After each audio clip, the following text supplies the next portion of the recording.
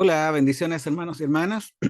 Hoy leeremos la parte ya final de este libro de Crónicas en los capítulos del 33 al 36 de esta segunda parte. Cuando comencemos en el capítulo 33, veremos el reinado de Manasés, hijo de Ezequías, que él dice que comenzó a reinar a los 12 años e hizo lo malo ante los ojos del Señor. No solo practicó la idolatría como otros reyes que se apartaron del Señor, sino que hace un énfasis en todo lo que hizo. Nos dice que levantó baales, que hizo aceras, que edificó altares idólatras en la casa del Señor, que edificó altares a todo el ejército de los cielos e hizo pasar a sus hijos por fuego en el valle de Ben Hinnom.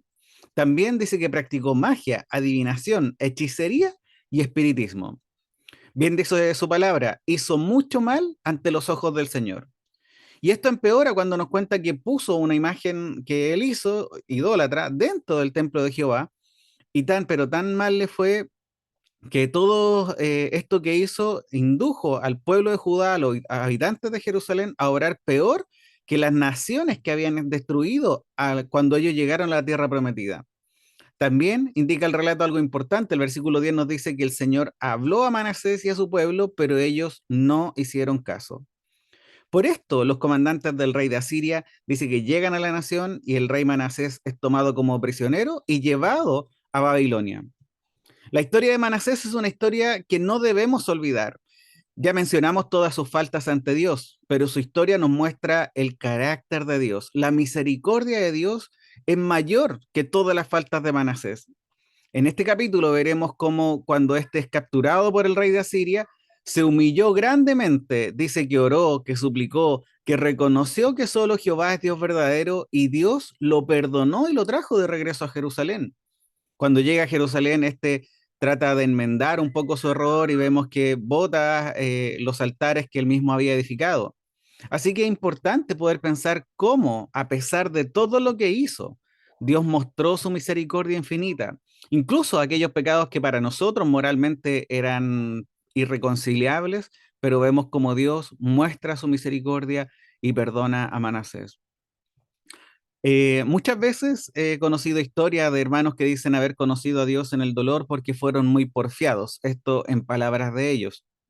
En este caso, Manasés tuvo que estar preso, lejos de su hogar, humillado, para poder recién volverse a Dios y reconocerlo como el Dios verdadero. También vemos en este capítulo de forma muy breve el reinado de Amón, su hijo, quien también hizo lo malo ante los ojos de Jehová y es asesinado por sus propios siervos en su casa. Sobre este hecho, el comentarista Matthew Henry dice lo siguiente, dice sobre este rey Amón, dice, cayó como su padre Manasés, pero no se levantó como él. No es tanto el pecado como la impenitencia en el pecado lo que arruina a los hombres. Dice un sabio dicho, santos son no los que nunca han caído, sino los que siempre se han levantado. Luego, hermanos, cuando lleguemos al capítulo 34, veremos el reinado de Josías, que nace lo recto ante los ojos de Jehová. Recordamos muy bien esta historia cuando la leímos en el libro de Reyes. Vemos cómo al encontrarse con el rollo de la palabra de Dios que había sido entregado a Moisés y que encontraron en el templo, provoca que este rasgue sus vestiduras al ver el nivel de desobediencia y de idolatría que habían vivido sus antepasados. Recordamos algo que ya dijimos anteriormente y es que las palabras de la profeta Hulda, vemos que el rey Josías al escuchar la palabra enterneció su corazón, que se humilló ante Dios y por esto Dios decide bendecirlo a él, pero que no quitará el castigo advertido en los rollos de la ley. En el capítulo 35, junto con contarnos los detalles de la celebración de la Pascua celebrada por el pueblo bajo el reinado de Josías, también nos cuenta detalles de su muerte.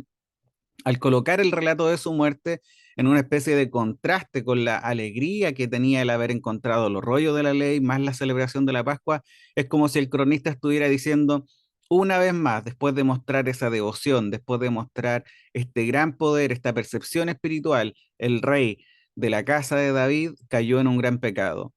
Dios no se lo pudo haber dicho con más claridad a Josías por medio de la profeta Hulda.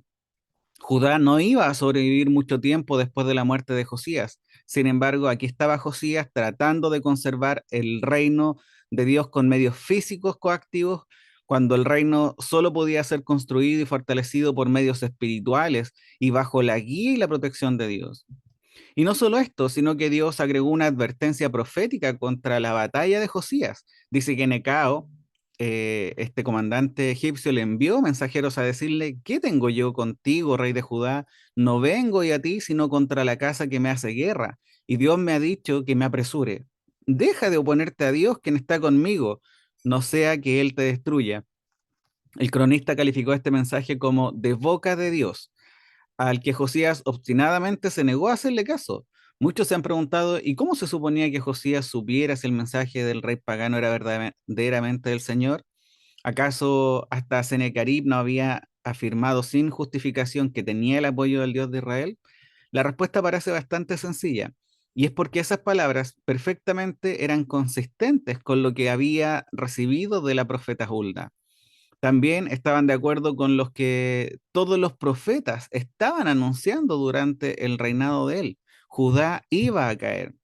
Así que finalmente la amonestación permanente de Dios a todos sus reyes siempre había sido que evitaran enredarse en conflictos y alianzas con extranjeros, a menos que fuera indicado por él. Con estos antecedentes no era una gran exageración esperar que Josías fuera reconocido en las palabras de Necao la voz del propio Dios. También es importante ver en este relato cómo Dios ya no solamente habla y tiene una conexión con el pueblo de Israel o Judá en este caso, sino que vemos como él también hablaba y utilizaba otras naciones, teniendo relación finalmente con otras naciones. Cuando terminemos nuestra lectura el día de hoy, en el capítulo 36, leeremos sobre la destrucción del templo, de cómo nos dice que Dios envió repetidas veces palabras, pero estos dice que se burlaban al punto que ya no hubo más remedio. Esto, hermano, me hace meditar en la importancia de lo que nosotros estamos viviendo en estos últimos días. El Señor viene y viene pronto. Y hoy día quizás cuando nosotros decimos esto hay incredulidad o hay burlas, pero tenemos que recordar que a pesar de esta incredulidad, a pesar de estas burlas, el Señor no tardará en cumplir su promesa.